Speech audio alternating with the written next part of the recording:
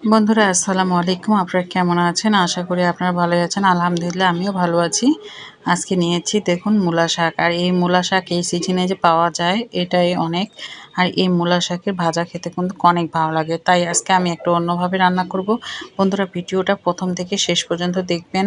ভালো লাগলে একটা লাইক, একটা সাবস্ক্রাইব করবেন আর আমার পাশে থাকবেন। আমি যেন আপনাদের সাথে নতুন নতুন ভিডিও শেয়ার করতে পারি। আর এইভাবে মূলা শাকটা আমি একটা ব্যাগ বিছিয়ে দিয়েছি আর এখানে বা শাকগুলো আমি ঢেলে দিয়েছি। আর সেই শাকগুলো আমি এই যে এরকম করে বেছে নিয়েছি। আর এগুলো আমি এখন ধুয়ে পরিষ্কার করেও নিয়েছি। এভাবে আপনারা ধুয়ে পরিষ্কার করে একদম পানিটাকে ঝরিয়ে নেবেন, তাহলে ভাজাটা করতে খুব সহজ হবে। আমি কড়াইয়ের মধ্যে একটু তেল দিয়ে দিচ্ছিলাম। মাটির চুলায় রান্না জানেন তো, মাটির চুলায় যে কোনো রান্না করবেন খেতে কিন্তু অনেক ভালো লাগে। আমি দিচ্ছি রসুন কুচি আর একটা খড়ি আমি বের করে রেখেছি, খুব পরিমাণে জ্বলছিল চুলাটা।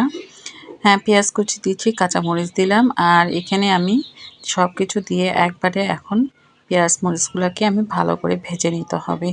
আর বন্ধুরা এভাবে একটু লাল লাল করে ভেজে নেবেন। আপনারা যদি কেউ এভাবে না খেতে চান, আপনারা শুকনা মরিচ ফোড়ন দিয়ে আপনারা খেতে পারেন। ওটার শাকের স্বাদ আলাদা হয়। ওইটাও আপনাদের সাথে একদিন শেয়ার করব। আর এই যে শাকটা আমি সুন্দর করে দিয়ে এখন উপরে একটু লবণ ছিটিয়ে দিয়ে কিছুক্ষণের জন্য ঢাকা দিয়ে রেখে দিব। অবশ্যই একটু হালকা আছে একটু ঢাকা দিয়ে রেখে দিবেন। খুব সুন্দর সিদ্ধ হবে আর মূলা শাকগুলো খেতেও ভালো লাগবে। আপনারা কে কে মূলা শাক খেতে পছন্দ করেন অবশ্যই কমেন্ট করে জানাবেন আমার মতো। আর খুব সুন্দর মজে এসেছে। এখন আর কি একটু উল্টে পাল্টে একটু নেড়ে চেড়ে দিচ্ছি।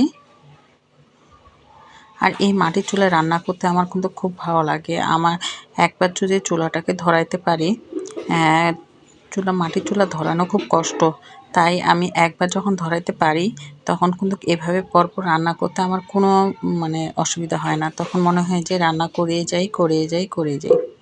তাই এভাবে দেখুন বন্ধুরা আস্তে আস্তে শাকটাকে একবারে ভাজা ভাজা করে নিয়েছি। একদম খুব সুন্দর হয়েছে, ঘ্রাণটাকেও খুব ভালো লাগছে। এই যে আমি পরিবেশন করে নিয়েছি। তার সাথে দেখুন দুটো শুকনো মরিচের লাল যে কাঁচা মরিচ দিয়েছিলাম সেটাও আমি সাজিয়ে নিয়েছি। আসসালামু আলাইকুম, ভালো থাকবেন সবাই। আপনারা এইভাবে বানিয়ে খাবেন। ধন্যবাদ সবাইকে। আসসালামু আলাইকুম।